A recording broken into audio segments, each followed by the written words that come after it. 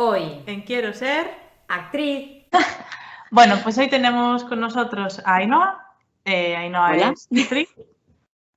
Bueno, y Ainhoa, cuéntanos un poco, para empezar, ¿en qué consiste tu profesión? Porque, vale, todos sabemos más o menos que es un actor, vemos películas, vemos series, pero en sí, ¿en qué consiste la profesión en sí? La pregunta es una pregunta muy amplia, Sí, sí, sí. porque va a depender mucho del tipo de actor al que le estés preguntando.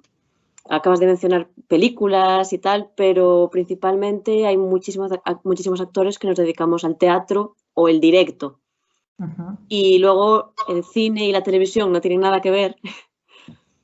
Y luego está el mundo de los cortometrajes y otras cosas que muchas veces cuando empezamos a estudiar esto no sabemos que podría ser trabajo de actores. Para intentar responderte, ser actor es buscarte la vida, en primer lugar.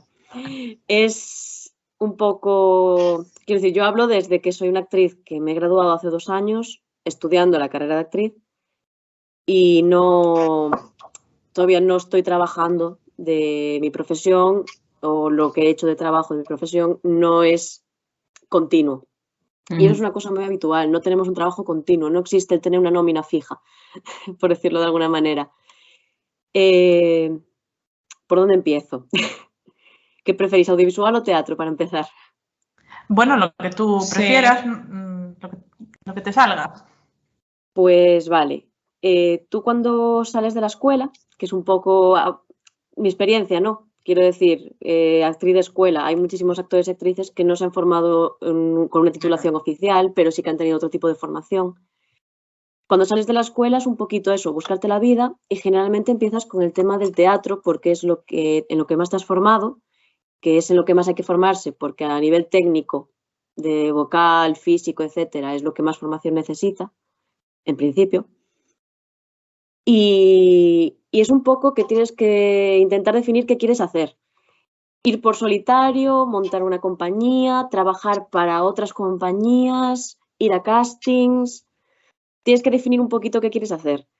Hay gente que se junta con otros actores y actrices y fundan una compañía y empiezan a moverse con sus propias piezas, también un poco como pueden. Al principio siempre es complicado, hagas lo que hagas. Hay gente que se busca más el tema de buscar castings, audiciones, figuración, buscar diferentes posibles procesos de selección en los que entrar. Generalmente esto es para audiovisual, en la mayoría de las veces. Los castings los hay para teatro, pero mucho menos. Y en Galicia hay poquitos castings para teatro. Y luego también está la opción de montarte tu propio espectáculo en solitario. Y bueno, es también como una compañía, pero eres tú solo y bueno, es un poquito más fácil a lo mejor al principio organizarlo, porque la compañía requiere ya tener un local de ensayo a lo mejor para ir varias personas, organizarse en el tiempo y es más complicado. Pero el trabajo del actor realmente no sé cómo explicarte en qué consiste porque es una pregunta muy larga.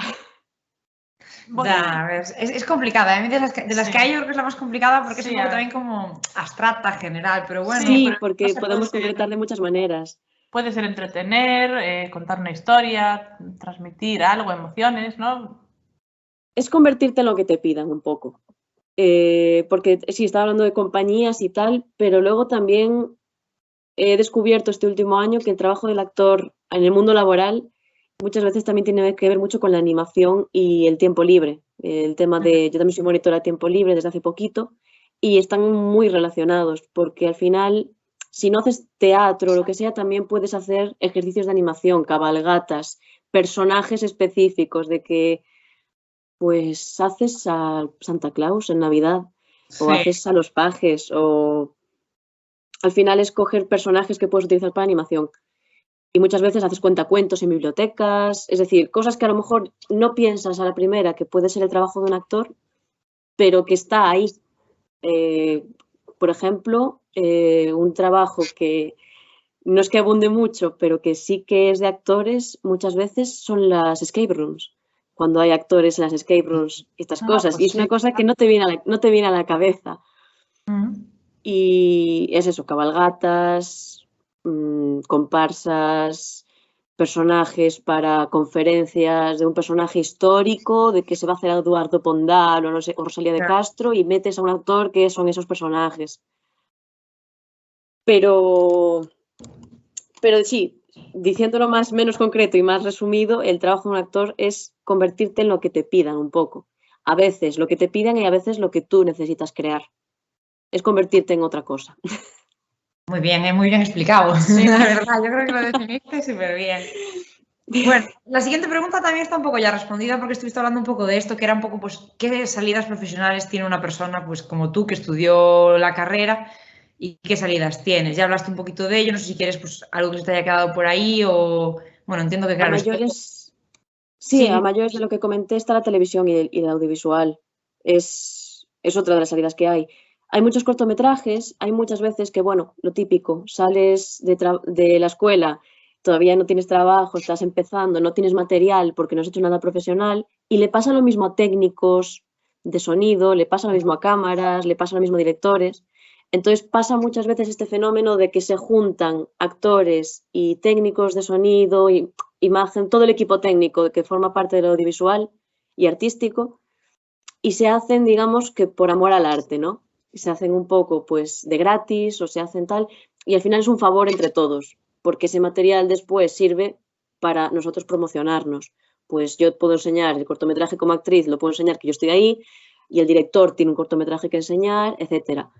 Y funciona un poco así al principio, pues eso, de que no siempre se paga con dinero, sino con, con lo que puedes ofrecer a los demás. Sí. Bueno, y así, luego, sí. Bueno, sí. No, es eso. Y luego audiovisual. El cine y la televisión, pues si tienes la suerte de poder entrar ahí, la suerte no a nivel artístico, que depende ya de cada uno lo que quiera, sino de que se paga muy bien el audiovisual. Entonces hay mucha gente que conozco que no le gusta, pero que dice, si yo tengo la oportunidad para poder pagar el hacer teatro. Bueno, pero eso también ahora se os abre una ventana con YouTube, ¿no? Por ejemplo. Sí, no todo el mundo lo explotamos mucho y sí que es verdad que falta contenido teatral, por un lado teatral convertido al online, porque mover el teatro a través del mundo online sería algo que estás por explotar. Y luego sí, webseries, hay bastantes. Malviviendo. ¿no? Sí. Y luego también sé que Jordi Wild, no sé si sabes quién es, bastante conocido, también intentar hacer como una especie, bueno, de serie, así de acción y tal, con un presupuesto ya importante, pero sí que no había tenido tampoco mucho éxito, no sé. ¿Por qué crees que puede ser? A lo mejor la gente tampoco no asocia YouTube con... Claro, con eso. Es una falta de costumbre, creo yo, porque también es un formato muy diferente. En primer lugar, el teatro, incluso si se intenta hacer, que yo creo que se puede hacer, pero hay que buscar la fórmula, porque el teatro tiene un componente social muy grande. Tú vas al teatro no solo a ver lo que vas a ver, sino a verlo con gente. Como ir al cine. ¿Cuál es la diferencia? ¿Por qué vas al cine a veces teniendo stream y tal? Sí, por la pantalla grande a veces, pero a veces por ir con los colegas. Entonces el teatro tiene ese componente de social, de reunión, de estar con la gente, de que no es lo mismo ver la obra con un público. De hecho, muchas veces las obras rompen la cuarta pared y se dirigen a un público, interactúan con el público. Pero a nivel webseries y cine sí que es verdad que a veces funcionan muy bien online, con proyectos por YouTube, por diferentes plataformas, y otras veces no despegan. Y eso no lo entiendo muy bien. No sé si tiene que ver con eso, con la falta de costumbre de la gente de que no es una plataforma para este tipo de cosas. Pero ahora con el tema de Twitch y todo esto, creo que se le podría dar un impulso grande. Yo no controlo muy bien de eso, pero yo creo que si alguien diera con la fórmula se podría hacer muy guay. Sí, igual lo que hace falta también es inversión, ¿no? Porque al final... Sí. Hace falta inversión. A ver, estas son herramientas que también para personas que no... Pues eso, lo que estamos empezando al principio. Son espacios de difusión que podemos usar gratis. Pero es eso, que creo que el público todavía no está muy acostumbrado a utilizar esos canales para acceder a la ficción y al cine y todo esto. Que bueno, no lo he mencionado, el doblaje es otra salida. El mundo del doblaje y la sonorización, que eso no lo dije. Bueno, ¿y consideras que hay algo que se debería saber de tu profesión? Algo que no se sabe, que está estereotipado. Sí, o que alguien, por ejemplo, ahora que se está pensando, pues entrar a eso, algo que tú le dirías en plan de, pues oye, Yo creo que debes de saber esto antes de entrar, por ejemplo. A ver, primero de nada, que no es fácil, pero eso realmente pasa con cualquiera. Yo siempre digo, no es fácil, pero nada es fácil. Pero sí, creo que todas las enseñanzas artísticas tienen ese pequeño factor de que es muy precario, de que es muy complicado empezar, entrar. Hay un factor de suerte y de contactos muy grande. Ya no digo enchufe, sino directamente conocer a gente que te pueda dar una oportunidad. Ya no es hablar de enchufe o no enchufe, es simplemente enterarte de lo que hay. Tener Y contacto. muchas veces no es público, muchas veces es a través de gente que esté metida en eso, no se publica y te enteras pues, dentro del mundillo. Conocido, sí. Claro. Y claro, no puedes esperar un resultado inmediato. Hay que tener bastante paciencia. Los procesos son largos, los procesos de creación, si quieres tú crear una obra, una pieza, un personaje, son pues largos, hay que pulirlo muchísimo, lleva mucho tiempo, hay que tener demasiadas cosas en cuenta muchas veces. Si quieres mover una pieza, tanto en grupo como en solitario, empiezas con decir, soy yo, o yo y mis compañeros y la pieza, pero luego es tener en cuenta el sonido, es tener en cuenta la luz, es tener en cuenta el transporte para moverte, el crear un dossier, el vender el producto que has hecho. Al final un poco como los artesanos, ¿no? Lo hacen todo. Sacas las fotos, sacas tal. Y el teatro al principio siempre nos lo dicen en la propia escuela, es deficitario. Tú cuando empiezas con una obra de teatro generalmente vas a perder dinero de inicio. Sea bien porque siempre te van a pagar después de que lo hayas hecho. Y cuando son por las partes públicas, yo qué sé, cuando vas a un ayuntamiento, un teatro público, sabes que te van a pagar, pero tienen hasta 3 meses para pagarte. Y a veces adelantas dinero para Sí, para poder hacerlo, claro. hacer la obra de teatro, porque a veces dices, jolín, pues tengo que pagar la iluminación o tengo que pagar al técnico de sonido o de luces que me venga a hacer esto. Esto ya no es por experiencia propia, sino por lo que me cuentan, por lo que nos van diciendo e indicando según vamos entrando. Y luego la parte de la paciencia, de que sales de la escuela y hay gente que tiene suerte. O sí es suerte, porque al final todo el mundo, hay gente muy buena que tarda años en despegar y gente muy buena que en la propia carrera ya despega. Entonces, realmente hay un factor de suerte muy grande y es no desanimarse, porque se va a ir viendo cómo diferentes personas consiguen diferentes cosas a diferentes ritmos. Y no significa que uno lo esté haciendo mal, simplemente es esperar a que te toque seguir insistiendo y saber que te van a tocar muchos nos. Yo todavía estoy esperando mis sís, ¿sabes? ¿Tú crees que esta profesión que es vocacional, crees que la gente debería saber algo sobre el ser actor, por ejemplo, a la hora de meterse en un papel o así? Creo que hay muchos mitos alrededor del trabajo del actor. Hay muchos métodos para trabajar y muchas otras personas podrían contaros cosas muchísimo más específicas y más mejor explicadas, pero para resumir un poco, ¿no? Hay muchos métodos de actuar. Lo típico que se conoce de Stanislavski, de meterse en el personaje, de sentir sus sentimientos, sus emociones. Claro, es como que en el imaginario común, Sí. en el imaginario común es eso, es sentir el personaje, convertirte en el personaje, hacer lo que hace el personaje. Y sí que es un método, sí que existe eso, pero ni de lejos es el único.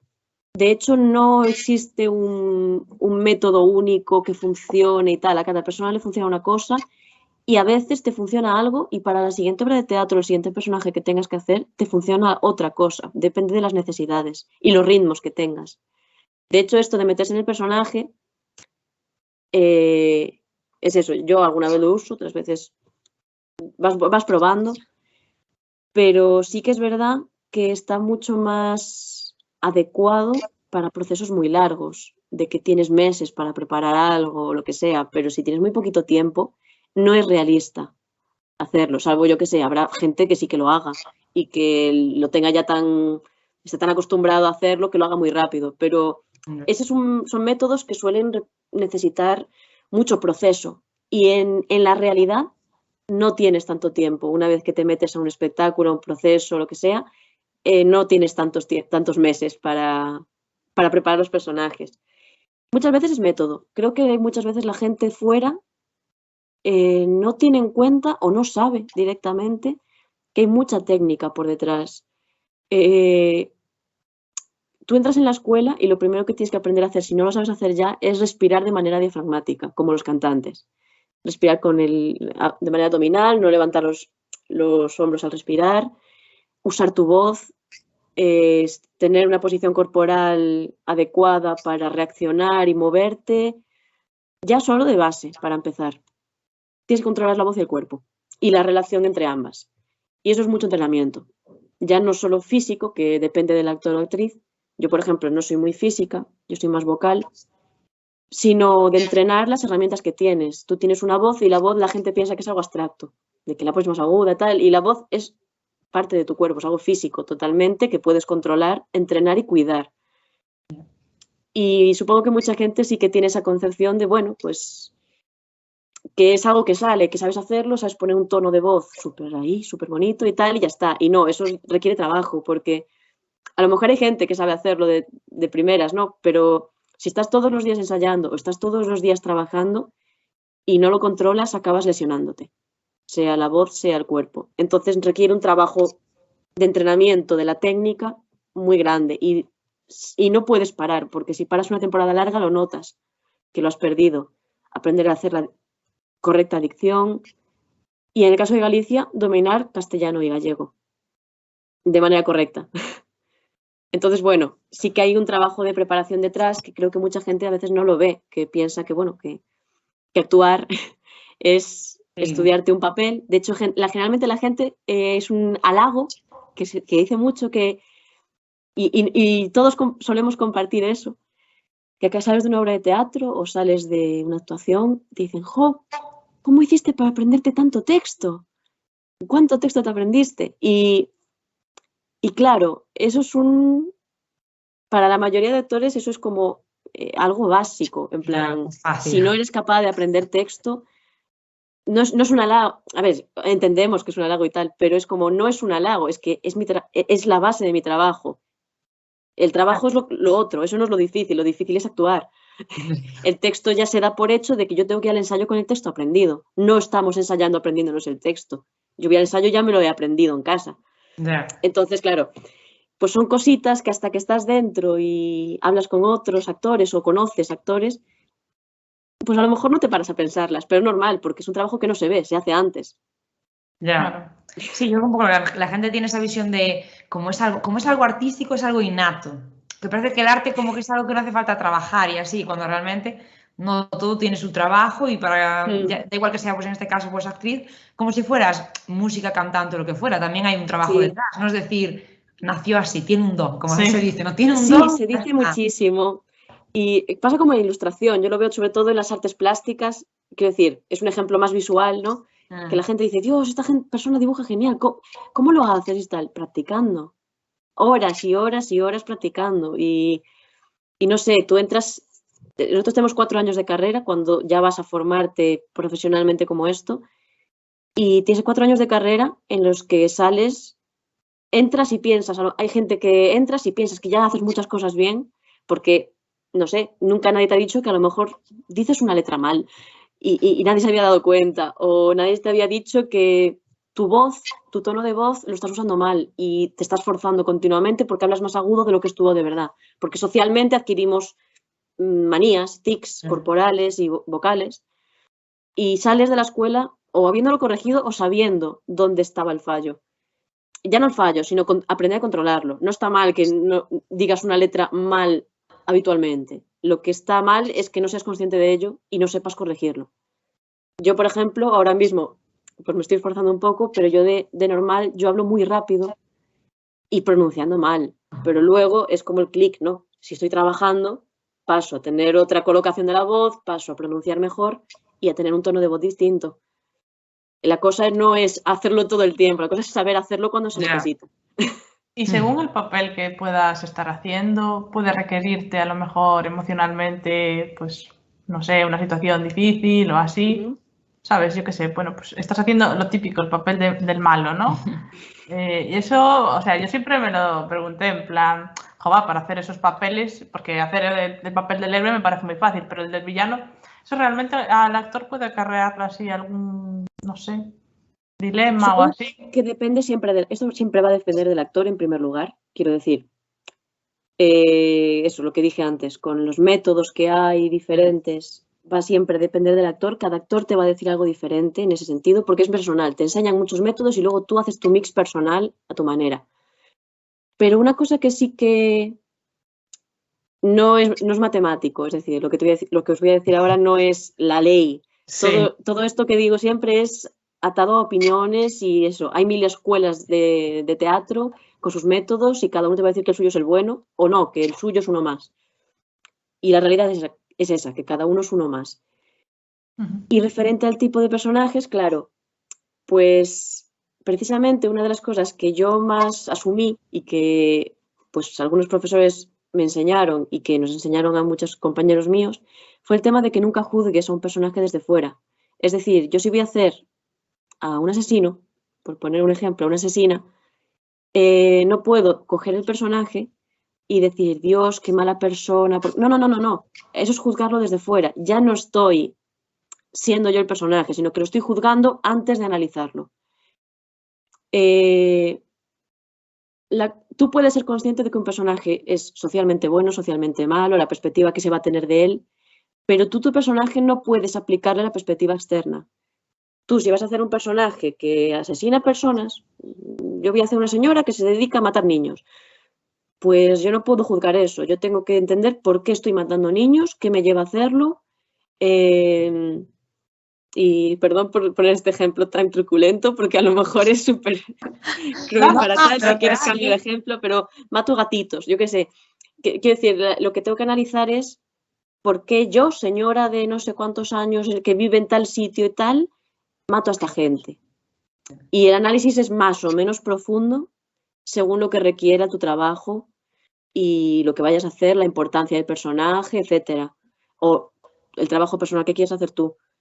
Pero lo tengo que hacer desde que, vale, estoy desde el punto de vista de este personaje. Porque en el momento en que lo analizas desde fuera, le estás estás diciéndole al público lo que tiene que entender. Sin embargo, si tú analizas al personaje desde dentro, el público entenderá lo que quiera. En el teatro, luego en el cine ya hay a mayores la cámara subjetiva, la música y todo esto que ya te da más lecturas. Sí. Pero si yo digo, oh, ¿qué mala es esta señora? Voy a ponerla ya mala. Pues ya pones un cuerpo tal, en vez de entrar desde dentro y decir, vale, voy a hacer esto, y a lo mejor te acaba saliendo un personaje que inicialmente te lo imaginabas como así súper caricaturesco, que, vale, creo que eso hay que explicarlo. Cuando analizas un personaje desde fuera directamente, te sale generalmente una caricatura, un arquetipo, algo que ya, la primera lectura, te lo lees y lo como te lo imaginas. Sin embargo, si lo analizas desde dentro, te puede salir un personaje mucho más profundo, más redondo. Y a lo mejor, pues, la diferencia entre una cosa y otra, a veces no se nota. Depende, es lo que digo, depende del trabajo que se haga.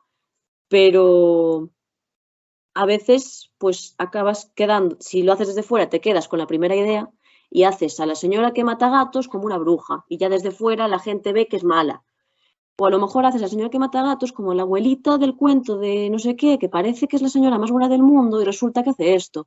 Entonces es como, vale, el personaje no se define solamente por sus acciones, sino que es una persona normal que hace cosas. Entonces, bueno, da para muchísimo más debate y más tal, pero al final es un poco el trabajo que quieres hacer tú de profundizar, qué quieres que vea el público, si quieres que vea algo que se vea a primera lectura o si quieres que vea algo que lo vaya descubriendo a lo largo de la pieza. Y yo, por lo que he visto, generalmente no hay un gran sentimiento de, jo, me ha tocado el malo, qué mal. No, realmente los malos muchas veces son más interesantes, de hecho. Pero no suele... Cruella, por ejemplo, no sé si la viste. La peli de Cruella o la peli de Maléfica. Sí que la vi. Que de hecho son más orientadas a niños, pero sin embargo ahí pues el villano queda al contrario, ¿no? Al final se ve como... Sí, da para más. O sea, para hacer incluso una película solo del malo. O sea, me refiero, al final el personaje tiene más que contar. Es como queda poco lo que te cuenta en la peli, quedan ganas de saber más. Y lleva más a entenderlo, ¿no? O sea, al final... Claro, como que no siempre es justificarlo. Quiero decir, no siempre entender a un personaje malo, un villano, significa justificarlo. Simplemente significa entender por qué lo hace. Y dices, es malísimo, sí, es malo, pero lo hace, ya está. Y siempre me recuerda a un ejemplo que nos puso un profesor, que que era nuestro profesor de historia de las artes escénicas, bueno, historia del teatro, básicamente. Y nos ponía un ejemplo de que había hecho una vez de un maltratador y que, claro, pues hacía su personaje y tal, y que una vez le habían dicho que menudo cabrón de personaje, ¿no? Que tal. Y él, bueno, a ver, no podía juzgarlo desde ahí porque entonces ya estás poniéndole tu opinión al personaje y ya lo vas a hacer distinto. Sino que, bueno, pues sus razones son que llega de trabajar y la comida no está hecha y le enfada eso. Y es a partir de ahí que se enfada. Es decir, no justificarlo, pero entender por qué.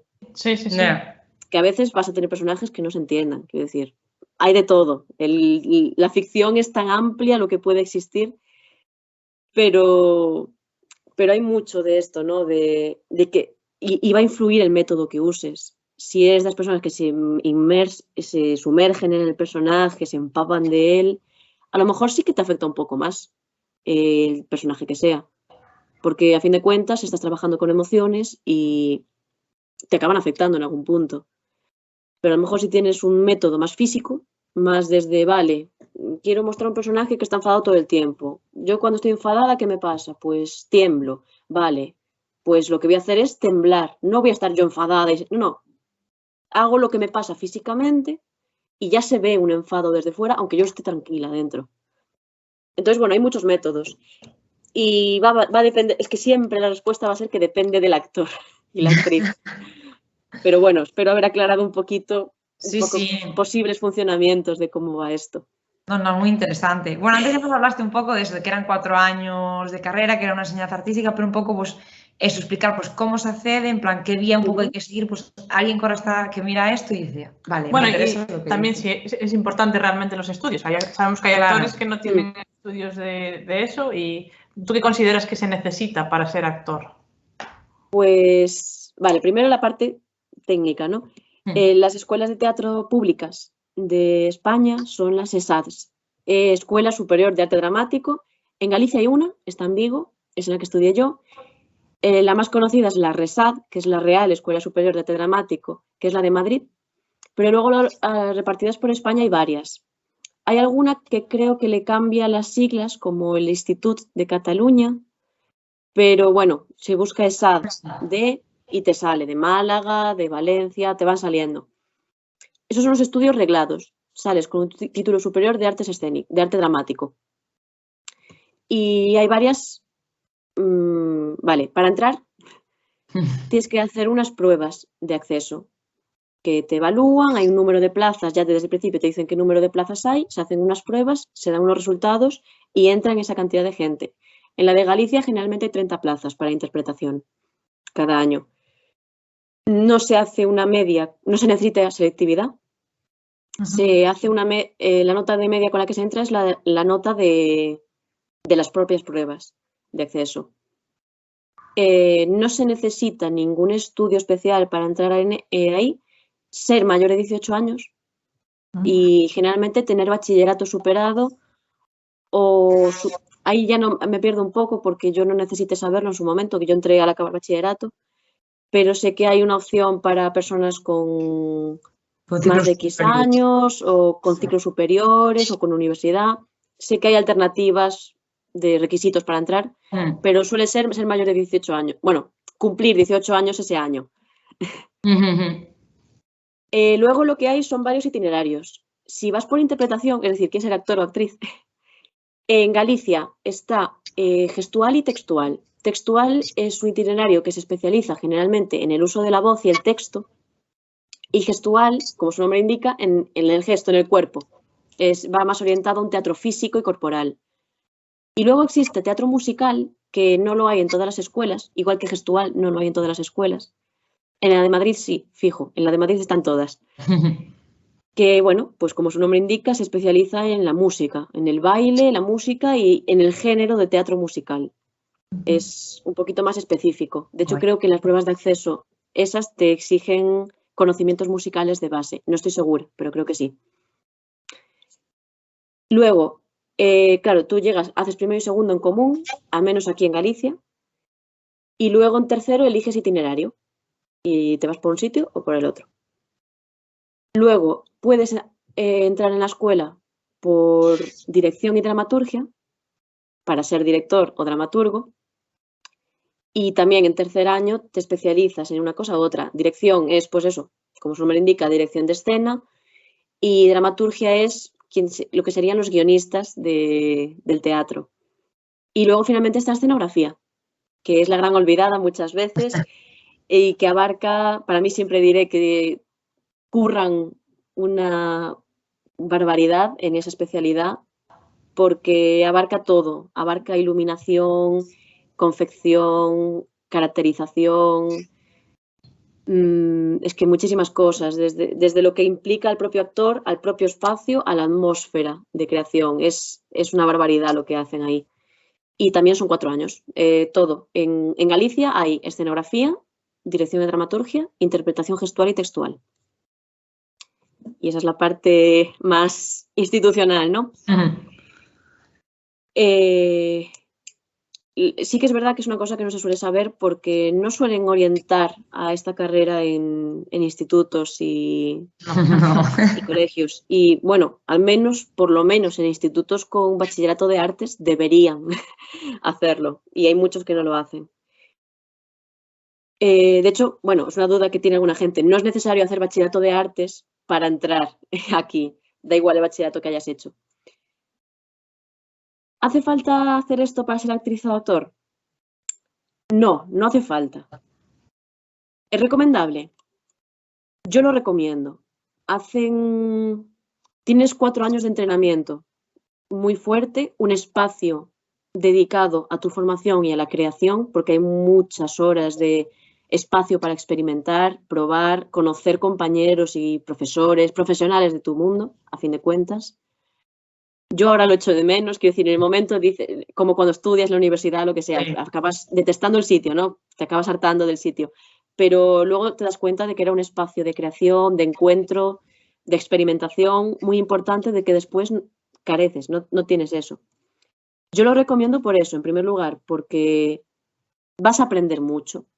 Sean mejores o peores los profesores, sea mejor o peor el sitio, siempre vas a aprender mucho porque siempre va a haber cosas que no sabías y siempre vas a poder practicar cosas que no habrías podido practicar fuera de ahí.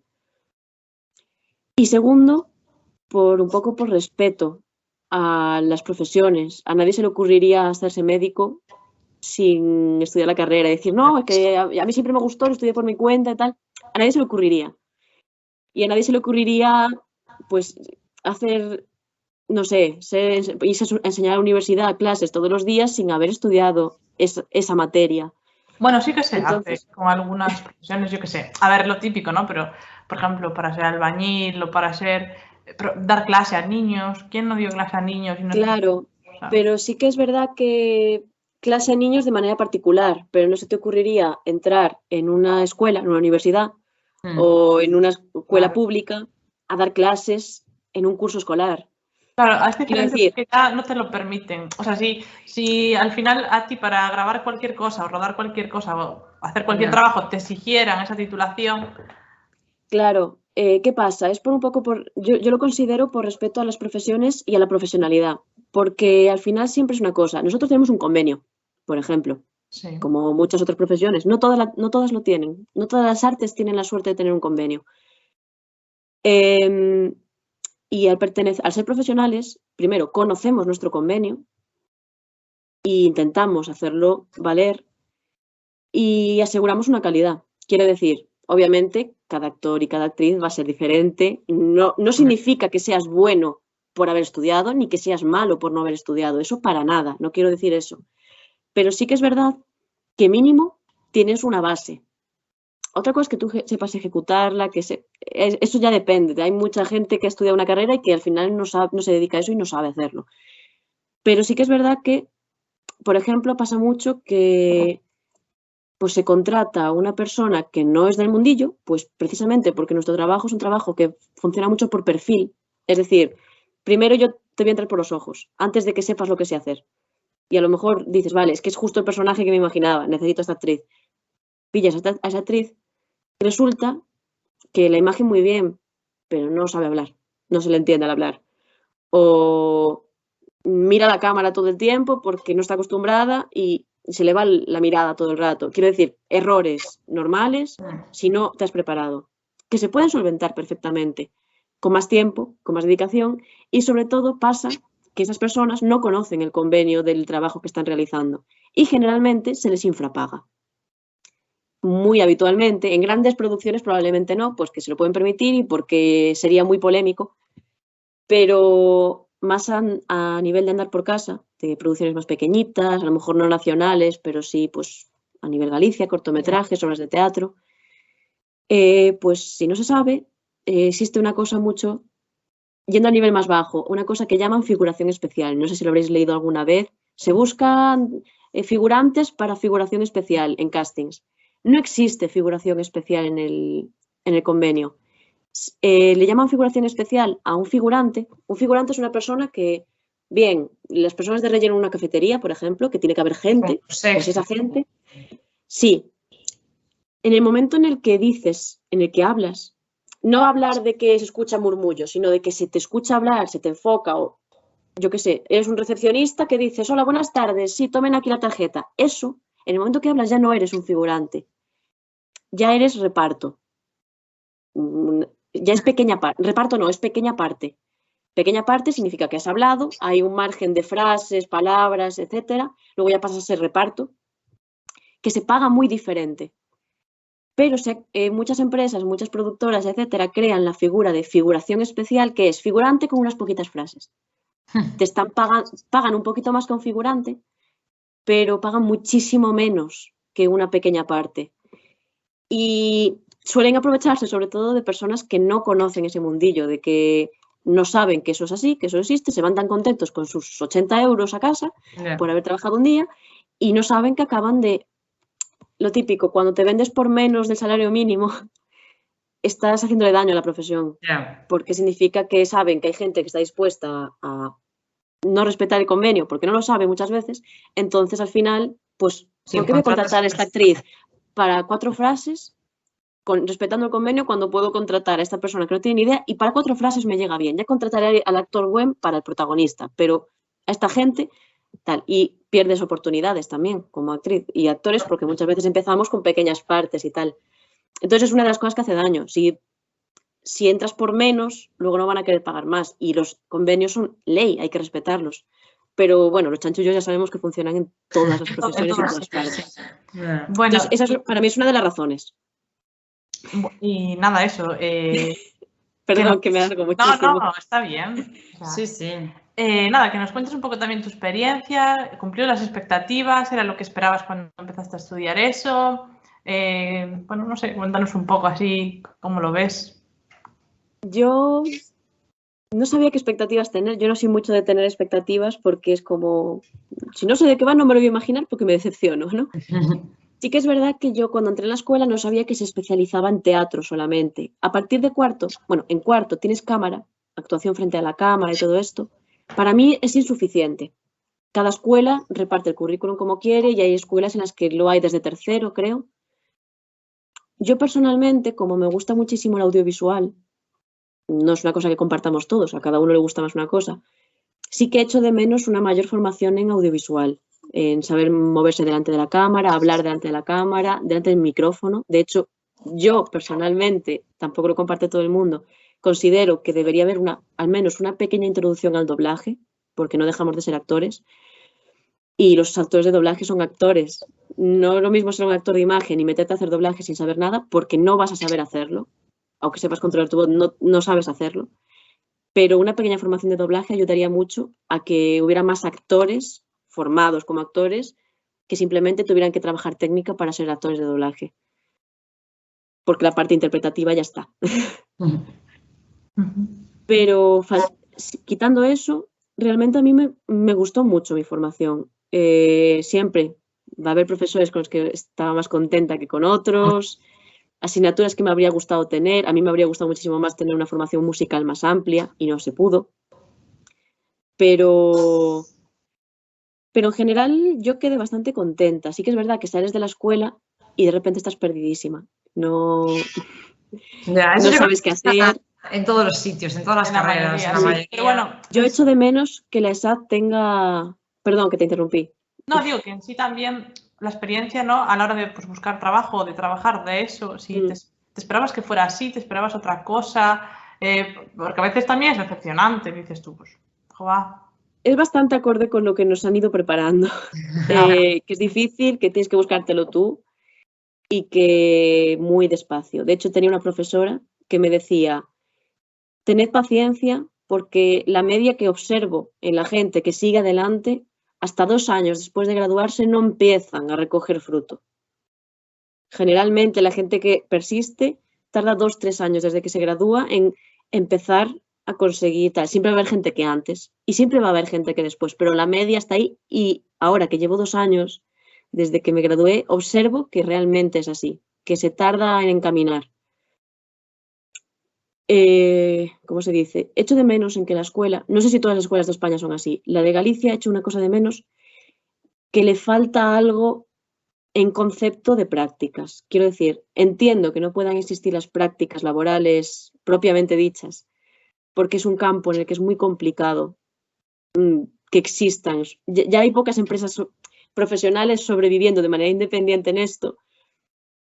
En el audiovisual no sería viable porque no nos especializan en ello. Y las pocas empresas que sobreviven de esto no están para admitir prácticas. Y si admitieran prácticas no llegarían para todos, ni de broma. Entonces sí que echo de menos por lo menos un parche, algo que solucionara eso, que sería, yo qué sé, 2 años de bolsa, os enviamos todos los castings que encontremos, o os informamos de cursillos y de cosas que os puedan interesar. Una especie de seguimiento para no dejarte abandonado una vez acabas. Siempre hay profesores que te dicen, puedes hablar conmigo, me puedes escribir, pero no es algo oficial. Claro, depende del profesor. Tampoco, no sé. Al final yo, puedes decir, sí, yo estoy ahí, pero yo qué sé, pues te da más corte a lo mejor hablarle o a lo mejor dices tú, no es algo oficial.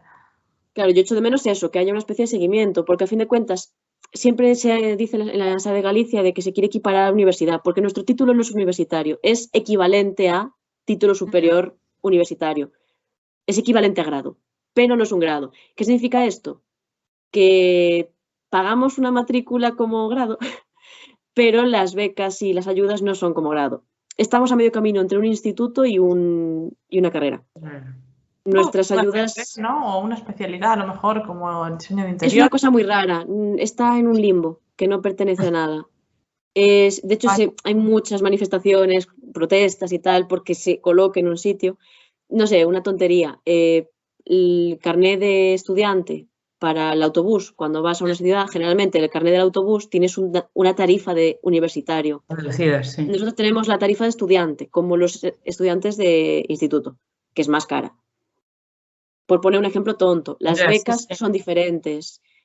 No te equiparan el grado, a veces sí que es equiparable, oficialmente es equiparable, pero muchas veces digitalmente, cuando te dan a elegir lo típico, ¿qué has estudiado? Esto no aparece, porque no lo tienen equiparado en todas las aplicaciones posibles. Entonces, bueno, es una cosita que a veces molesta para algunas cosas. No es lo más importante, pero está ahí.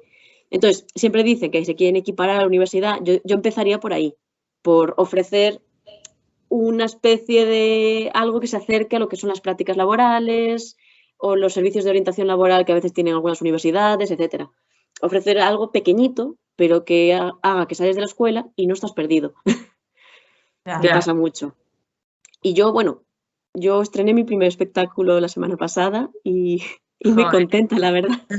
Sí, bueno, pues cuéntanos un poco. Enhorabuena. ¿Qué es en directo? Pues gracias.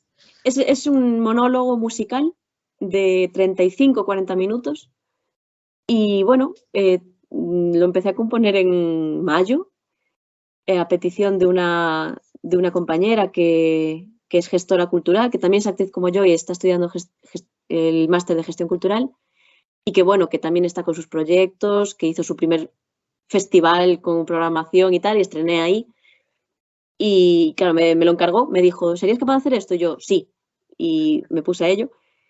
Y la verdad es que, bueno, es un monólogo musical, se llama Cantos de Serea y soy como la sirena que se dirige al público y hablando un poco de la cultura y el mar, la relación de Galicia con su mar, a nivel cultural e histórico. O sea, si queremos verlo ahora, ¿dónde podemos verlo? Solamente hay una cosa programada ahora, que es el 29, espero que haya más, más adelante, es el 29 de diciembre en la programación de Navidad de la Red de Museos de Lugo, en la Fortaleza de San Paio de Narla. Queda lejos a mucha gente, pero espero poder llevarlo por Vigo, por Coruña, por Orense, Santiago, moverlo un poco también por las ciudades grandes y luego por en medio. A ver, espero conseguirlo. Pues sí, a ver. Sí, o sea, nada, atentas a tus redes sociales. Eso, ya, si tienes redes sociales, dilas para que la gente te siga ahí y lo sepa. Eso, después me dices y te las pongo en la descripción del vídeo. Vale, claro. Sin problema. Bueno, pues por nuestra parte ya está. No sé si tienes algo más que añadir o... Pues no sé, me da la sensación de que me faltaron cosas, pero a la vez que he hablado muchísimo. Es que es eso, que es muy difícil. Es una experiencia muy diferente para cada persona. Depende por dónde quieras ir. Por eso, desde el audiovisual hasta el teatro, pasando por 1000 formatos pequeñitos, microteatro, cuentacuentos, animación. Hay muchísimas opciones. Entonces, depende por dónde te quieres encaminar, hay un camino u otro. Y es muy complicado a veces, porque desalienta un poco a veces, de que ves que no hay mucha cabida, de que hay mucha gente que quieres buscar y no te sabe asesorar. De típico que vas a, yo que sé, una gestoría o algo, porque dices, bueno, me quiero hacer autónomo para hacer tal. Y muchas personas no están informadas legalmente de pues, lo que tienes que hacer y cuesta más que en otros. ¿No hay asociaciones o no estáis ahí un poco...? Sí que las hay. En Galicia está la AAG, Asociación de Actrices y Actores de Galicia, que funciona un poco, digamos, que la manera de compararlo sería como un sindicato laboralista de estos, escuela de actores, como quien dice. Y sí que, bueno, creo que sí que tienen esto de que ayudas a nivel legal si pues, no se cumple algo, tal. Pero aún así yo considero que hay una falta, porque tienes que acudir a estas... Primero, no te informan muy bien tampoco de la existencia de estos organismos y a veces accedes a ellos con poca información.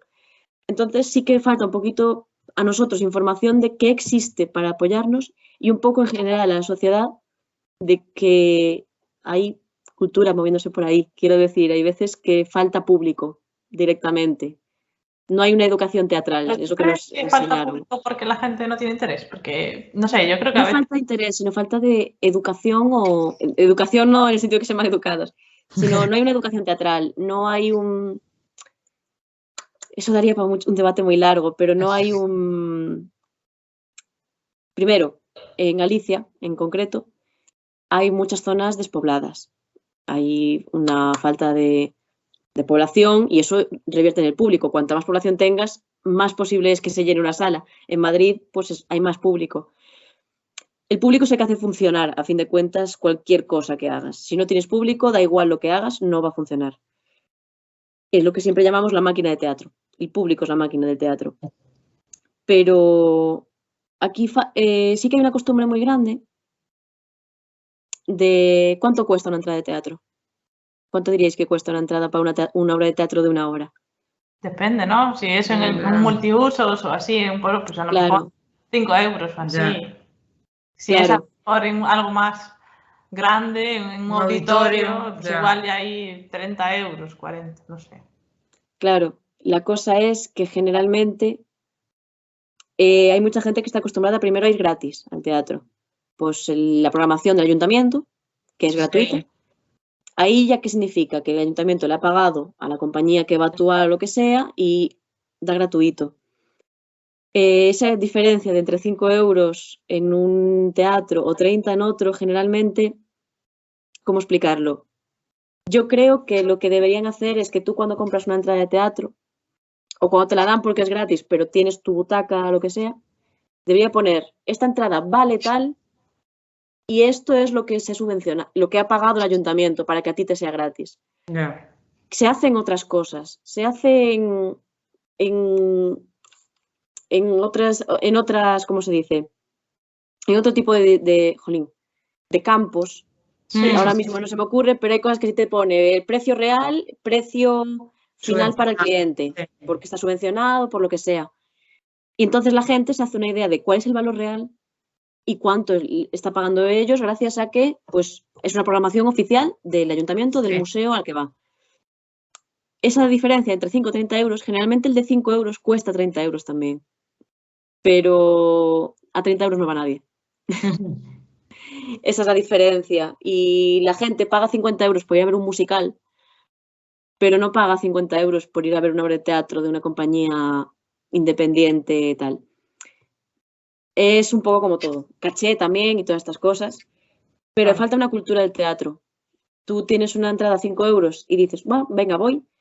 Y la suben un poco más. Y a lo mejor yo entiendo, es legítimo que no vayas porque no puedes permitirte pagar ese dinero por el ocio. Pero hay mucha gente que lo que piensa es que es demasiado caro. No es que sea caro, es que es lo que vale. Entonces, claro, no hay una inversión pública suficiente en el mundo del teatro. Sin embargo, sí que la hay en otras cosas. De hecho, mucha gente se queja de las subvenciones del teatro y del cine y tal. Y no se para a mirar las subvenciones de... ¿Cuántas subvenciones ha llevado Citroën en Vigo? Por tal. Es decir, subvenciones hay muchísimos campos que tienen subvenciones. No es la cultura, pero parece que duele más cuando se invierte en cultura. Y no hay esa educación. Parece que el precio es gratis o 5 euros o lo demás es un lujo. Entonces, esa conciencia de simplemente saber cuánto cuesta realmente, aunque tú pagues menos, yo creo que haría que la gente... Sí, lo valore también. Lo valorase más. Ya, entonces, pues, bueno, es muy complicado, dedicamos muchos debates y trabajos en la carrera a hablar de ese tema, pero sí que es un problema, en Galicia es un problema grande, en España es un problema grande, en Europa no lo es. Porque en Europa tienen soluciones. Una solución, residencias de compañías. Solamente lo hay en sitios muy específicos como el Centro Dramático Galego en Galicia y algunos teatros grandes. Pero imaginaos que todos los teatros de cada ciudad, de cada pueblo, cuando tienen un centro multiusos, pero que hay un teatrillo o algo así, que ahí hay todo el año trabajando una compañía a concurso público, cada 2 años cambia la compañía y hay una compañía que está pudiendo usar ese espacio todo el año para crear, se hacen pases, el público puede ir, puedes ir a ver ensayos igual que la gente va a ver un entrenamiento de un partido de fútbol y esa compañía no está pagando por tener un espacio para ensayar, por lo tanto reduce gastos, el público tiene más contenido y la compañía al tener un espacio fijo para poder trabajar puede hacer cosas más grandes. Porque no depende de transportarlas de un lado a otro, sino que puede estar ahí trabajando. En vez de tener un teatro vacío todo el año, salvo 4 días con programación. Pues eso está muy bien, la verdad. Eso existe en Europa, eso existe fuera de España y es la norma, en el resto de Europa. Aquí no existe. Y es una de las cosas que nos gustaría mucho que existieran, porque habría mucho más teatro, mucho más asequible y la gente querría ir a él. Se crearía una cultura de que sería un ocio más que habría. Pues pero sí. Bueno, queda mucho por hacer todavía.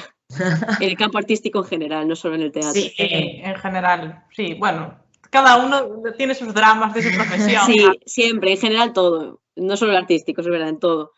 Pero bueno, sí. es verdad que el artístico yo creo que es el más castigado. Sí, porque al final... eso, que como tampoco...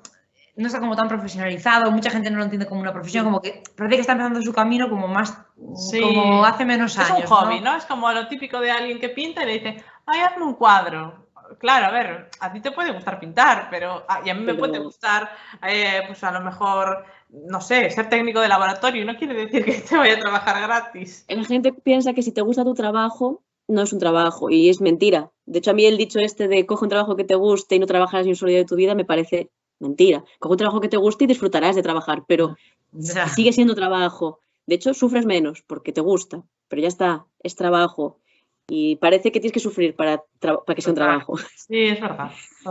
Bueno, pues muchas gracias por venir a nuestro canal, Ainhoa. Nada, gracias a vosotros por invitarme. Nada. Sí, que hayas estado muy a gusto, nosotros lo hemos disfrutado mucho y nada. Nos vemos a lo mejor en otro vídeo, quién sabe. Por ahí. Bueno, ojalá, yo encantada. Chao. Chao. Chao, chao.